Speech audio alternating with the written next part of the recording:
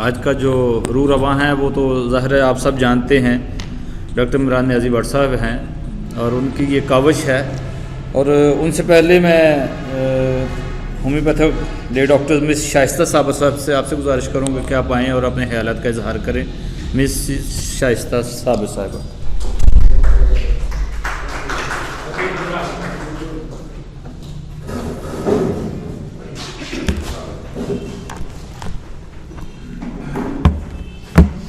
اعوذ باللہ من الشیطان الرجیم. بسم اللہ الرحمن الرحیم. وَرَبُّكَ يَخْلُقُ مَا يَشَاءُ وَيَخْتَارُ. اور آپ کا رب جو چاہتا ہے پیدا کرتا ہے اور وہ علم اور قدرت والا ہے. لیکن اللہ تعالیٰ نے کائنات کو یوں ہی پیدا نہیں کر دیا. ہر چیز بہت زیادہ ایک بیلنسڈ وے میں بنائی ہے اور ہر چیز کو لاز، اصول و ضوابط کے ساتھ بنایا ہے، اور ہر چیز جو ہے وہ کچھ لاز کو، کچھ اصول و ضوابط کو فالو کرتی ہے. پھر کیسے ہو سکتا ہے کہ کائنات کی جو بنیادی چیز انسان، جس کے لیے اللہ تعالیٰ نے سب کچھ پیدا کیا ہے، اس کے لیے اصول و ضوابط نہ بنائے ہوں یا اس کے لیے لاز نہ بنائے ہوں؟ تو کائنات کے باقی مظاہر کے ساتھ یہاں پر بھی سارے اصول و ضوابط اور سارے لاز جو ہیں اللہ تعالیٰ کے نیچر کے جو قانون ہیں وہ یہاں پر بھی لاگو ہوتے ہیں. اور یہ قرآن پاک میں اللہ تعالیٰ نے کہہ دیا ہے کہ اور اس میں نشانیاں ہیں ان لوگوں کے لیے جو غور و فکر کرتے ہیں اور جو عقل مند ہیں. تو ایز اے سائنس اسٹوڈنٹس جو ہیں ہم لوگوں کا بھی کام غور و فکر کرنا، تدبر کرنا ہی ہے. اور ایسا تھا کہ میں کس طرح جو ہے اس ریسرچ پہ آمادہ ہوئی یا انسپائر کیا مجھے کس چیز نے، تو ڈاکٹر صاحب کے ساتھ میری ڈسکشنز اکثر ہوتی رہتی تھیں، بہت سے اور چیزوں کے ساتھ ساتھ جو ہے اس چیز پہ بھی ڈسکشنز ہوتی رہتی تھیں. اور پھر جب I was doing my MPhil تو تھیسز کا جو ٹاپک چل رہا تھا اور اس میں ہمیں کہ how to select thesis title, تو اس پہ جب ہمارا لیکچر چل رہا تھا تو وہ لیکچر کو سنتے سنتے ایک دم میرے جو ہے اسکرین پہ ڈاکٹر صاحب کی ڈسکشنز آ گئیں اور یہ ٹاپک آ گیا. اور وہیں پہ بیٹھے بیٹھے آئی ڈیسائیڈڈ کہ آئی آپٹ دس ٹاپک. اور اس کے بعد لیکن اس کے لیے سب سے پہلے تو مجھے اپنے آپ کو کنونس کرنا تھا، اس کے بعد میں کسی اور کو کنونس کر پاتی. اس کے لیے پھر سب سے پہلا جو کام کرنا تھا مجھے وہ یہ کام کرنا تھا کہ میں اس کی ریسرچز دیکھتی کہ کیا جو ڈسکشنز یا جو ریفرنسز مجھے ڈاکٹر صاحب دے رہے ہیں تو وہ کہاں تک ویلڈ ہیں. اس کے لیے پھر میں نے کچھ جو زوالوجسٹ ہیں میرے ہی حلقے میں تھے ان کے ساتھ ڈسکشنز ہوئیں، ڈاکٹرز جو ہیں ان کے ساتھ ڈسکشنز ہوئیں کہ یہ کہاں تک کون سی چیز ہے کسی جو پیشنٹ ہے اس کے اوپر کہاں تک یہ لاز جو ہیں یا یہ چیزیں جو ہیں وہ کرتی ہیں. اور کہیں نہ کہیں کسی نہ کسی چیز پہ وہ لوگ بھی اس چیز کو مانتے تھے. جو ایسے جو فیکٹرز ہم نے اس میں رکھے ہیں ان میں سے کوئی ایک فیکٹر کو مان رہا ہے، کوئی دوسرے فیکٹر کو مان رہا ہے. اور جب ہم نے انٹرنیشنل ریسرچز کو دیکھا، ظاہر ہے ہم نے پہلے تو دوسروں کو قائل کرنا تھا، اس کے لیے انٹرنیشنل ریسرچز بھی چاہیے تھیں کن کن چیزوں پہ ہوئی ہیں.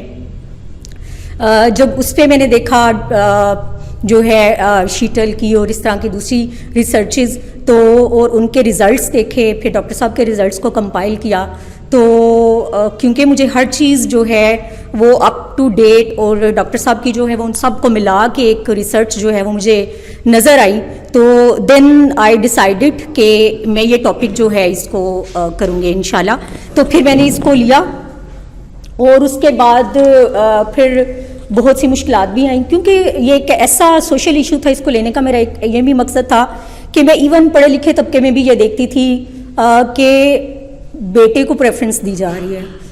ویسے بھی اگر نہ بھی ہو تو ہر رشتہ جو ہے وہ انسان کو بہت زیادہ جو نہیں ہوتا اس کی کمی محسوس ہوتی ہے. اور ایک بیلنسڈ فیملی جو ہے وہ ہر ایک کی خواہش ہوتی ہے، چاہے وہ بیٹا ہو چاہے بیٹی ہو. اگر کسی کے پاس بیٹی نہیں ہے وہ تو اسے بیٹی کی خواہش ہے، اگر کسی کے پاس بیٹا نہیں ہے تو اسے بیٹے کی خواہش ہے. تو سو فار اے بیلنسڈ فیملی. اور اگر میں کسی اور جگہ کے ٹریڈیشن کو دیکھتی تھی یا تھرڈ ورلڈ کو دیکھتی تھی، India, Ethiopia and some other countries, تو وہاں پہ بھی یہ چیزیں بہت زیادہ پائی جاتی تھیں کہ کوئی ایک جینڈر جو ہے اس کی پریفرنس میں دیکھتی تھی. تو یہ ایک بہت بڑا سوشل ایشو بھی تھا جس پہ بات ہونی بھی چاہیے تھی اور جس پہ کرنا بھی چاہیے تھا. اور ڈاکٹرز کی حد تک یا ریسرچرز کی حد تک تو یہ کام ہو رہا تھا، لیکن ایک عام بندے تک یہ چیز کیسے پہنچائی جائے، تو اس کے لیے یہی ہو سکتا تھا کہ ایک ایسا ذریعہ ہو، ایسا کوئی وے ہو جو کہ عام انسان تک پہنچ جائے. اور ظاہر ہے وہ آج کی دور میں جو ہے وہ کمپیوٹر کا ذریعہ ہی ہو سکتا ہے. تو اس کے لیے آج کل جو ہے وہ ڈیٹا مائننگ یا آرٹیفیشیل انٹیلیجنس جو ہے یہ بہت زیادہ اس چیز میں کام کر رہا ہے. اینڈ کیونکہ as a soft where engineer میرا جو تھا میجر جو تھا دیٹ واز ڈیٹا مائننگ، تو میں نے پھر ڈیٹا مائننگ میں اس کو اپلائی کرنے کے لیے جو ہے کوششیں شروع کر دیں تاکہ میرے پاس ایسا ایک کوئی ڈیٹا مائننگ ایپ ہو جو کہ جس کے اوپر میں اس کو اپلائی کر سکوں. اور میں نے دیکھا کہ کیا اس کے اوپر کوئی کام ہوا ہے.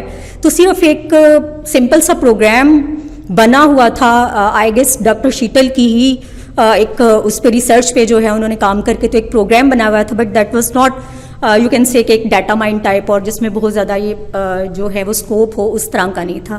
پھر میں نے اس کو اپلائی کیا اس کے اوپر اور ایک ڈیٹا مائننگ ایپ جو ہے یا اس کے لیے میں نے اس کو بنا دیا.